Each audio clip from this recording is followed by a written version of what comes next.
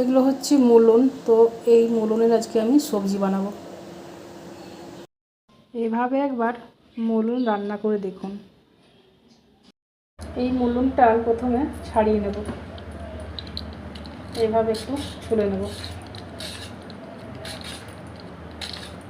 তারপর এটাকে ছোটো ছোটো করে টুকরো করব।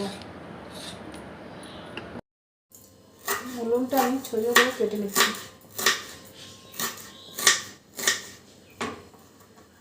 এই যে এভাবে টুকরো। একটা আলু দেব, আলুটাকে ছোটো টুকরো করে কেটে নিচ্ছি।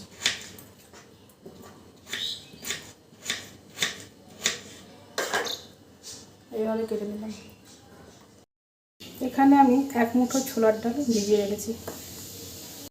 আলু আর মূলনটা আমি ভালো করে ধুয়ে নিয়েছি। এরপর এটা কুকারে সেদ্ধ করে দেব। এটা আমি কুকারে দিয়ে দিচ্ছি। ছোলার ডালটা দিয়ে দিলাম,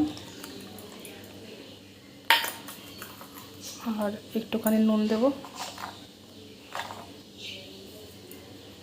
আর একটু হলুদ, একটু জল দিয়ে এটাকে 2টো সিটি দেব। 2টো সিটি দিয়ে দেবো। মূলনটা সেদ্ধ হয়ে গেছে, এরপরে রান্না করব। কড়াই গরম হয়ে গেছে, তেল দিয়ে দিচ্ছি, সরষের তেল। কালো জিরে ফোড়ন দিচ্ছি।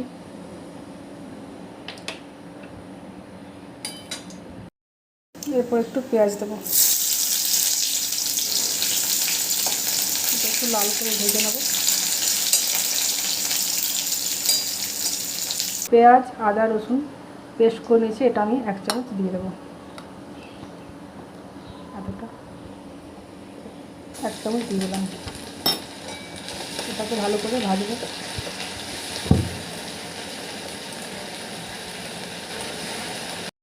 এখন আমি জিরে গুঁড়ো, লঙ্কা গুঁড়ো, আর হলুদ গুঁড়ো, আর একটুখানি কাশ্মীরি রেড চিলি পাউডার দিচ্ছি, আর একটু জল দিয়ে এটাকে ভালো করে কষবো। এটাকে খুব ভালো করে ভেজে দিতে হবে। অর্ধেকটা টমেটো দিয়ে দিচ্ছি, মশলার সাথে এটা আমি ভালো করে ভেজে নেব।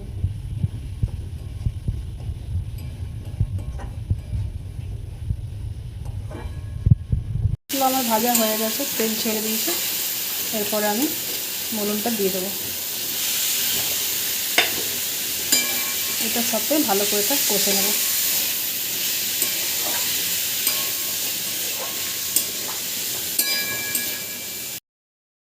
এটা কিন্তু কষানো হয়ে এসছে। এরপরে আমি একটুখানি নুন দেবো। সেদ্ধ করার সময় একটু নুন দিয়েছিলাম, একটুখানি দেবো, আর একটুখানি চিনি।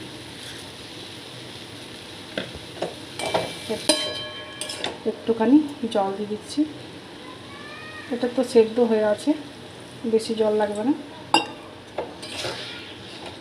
একটুখানি ফুটলেই হয়ে যাবে। এটা আমার হয়ে গেছে রান্না। তো এরপর নামিয়ে দেব। তো এই মূলনটা যদি ছোলার ডাল দিয়ে করা হয়, এটা খেতে কিন্তু ভীষণ ভালো লাগে। তো এভাবে করে দেখবেন। এটা আমার হয়ে গেছে, নামিয়ে দিচ্ছি রান্নাটা। রান্না আমার কমপ্লিট। তো এভাবে একবার ছোলার ডাল দিয়ে মূলন রান্না করে দেখবেন, এটা কিন্তু খেতে দারুণ টেস্টি হয়।